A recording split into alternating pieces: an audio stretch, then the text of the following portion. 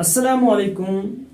आज हमारा टॉपिक है द बर्थ ऑफ इस्लाम, यानी इस्लाम कब, कहाँ और किस तरह फैला है।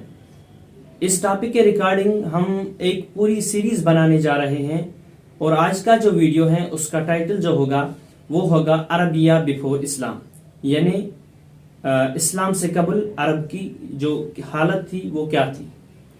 तो चलिए हम वीडियो की तरफ बढ़ते हैं, लेकिन उससे पहले आपसे गुजारिश है कि अगर आपने हमारे चैनल को सब्सक्राइब नहीं किया है तो उसे सब्सक्राइब कीजिए, बेल आइकन पे प्रेस कीजिए ताकि आपको आने वाली वीडियोस की नोटिफिकेशन मिलती रहे।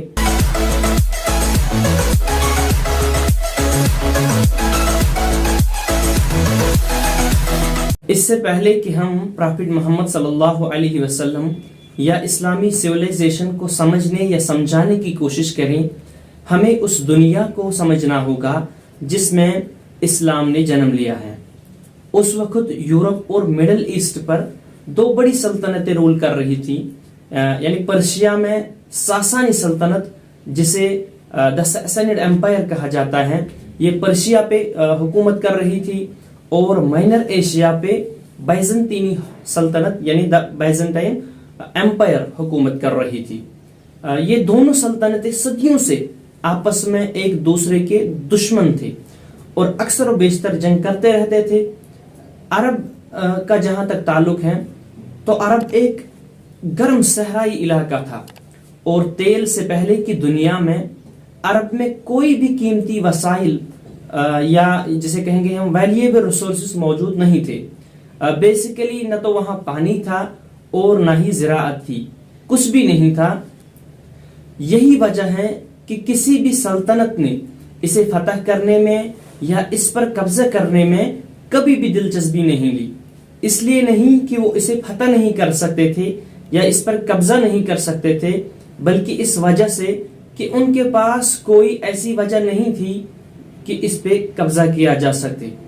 एवं इस्लाम के उरूज के बाद भी ज्यादातर इस्लामी सल्तनतों ने सिर्फ मक्का और मदीने के मुकद्दस शहरों को ही फतह किया और बाकी अरब के शहरों को छुआ तक नहीं।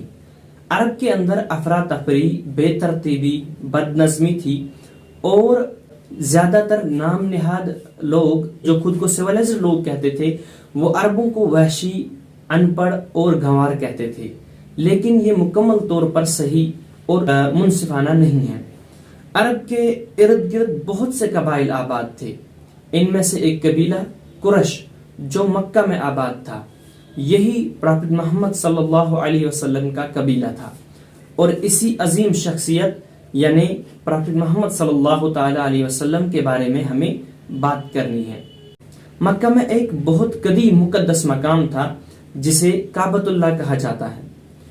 काबतुल्लाह यानी अल्लाह ताला का घर, और इसको अजीम पैगंबर हजरत इब्राहीम अलैहिस्सलाम ने अपने बेटे से मिलकर इसे बनाया था। हजरत इब्राहीम ने इस मक्का को हरम करार देकर इसकी तकदीर बदल दी। हरम यानी वहां तशद्दुद करना मना है, वरना अल्लाह ताला का गजब नाजिल होगा। अगरचे ज्यादातर अरब बुत परस्त थे, फिर भी वो एक खुदा के मानने वाले थे और इन बुतों को इस खुदा तक पहुंचाने का जरिया या वसीला मानते थे। बहरहाल हजरत इब्राहीम के बाद सदियों बाद मक्का के लोगों ने इसे तिजारत का शहर बनाने की कोशिश की और तमाम कबाइल को दावत दी कि वो अपना अपना बुत जिसे वो पूजते थे काबतुल्लाह में रखें, और मक्का वो शहर बन गया जहां आप मामूली से झगड़े में अपना सर खोने के बगैर तिजारत कर सकते थे। यानी अरब में लोग मामूली से झगड़े पे एक दूसरे को कत्ल करते थे।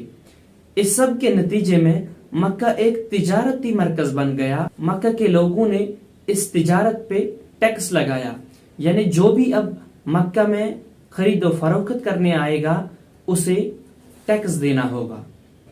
चूंकि मक्का तमाम कबाइल के लिए मुकद्दस शहर बन गया था, तो तमाम कबीले के लोग मक्का में आकर तिजारत करने लगे और इस तरह से मक्का के लोगों के लिए हज के कारोबार के साथ साथ उनकी आमदनी का ये वाहिद जरिया बन गया था। और कुछ लोगों ने आने वाले ताजरों से सामान खरीदा और फलस्तीन और शाम जाकर बेचकर मुनाफा कमाया। अरब के समाज की बुराइयों में से एक बुराई बेटी को जिंदा दफन करना भी था। یعنی جب ان کے یہاں بیٹی پیدا ہوتی تھی تو یہ اسے اپنی ذلت اور رسوائی سمجھتے تھے اور اس کو زندہ دفن کرتے تھے، لیکن یہ اتنا عام نہیں تھا جتنا کہ ہمارے مسلمان اسے بیان کرتے ہیں۔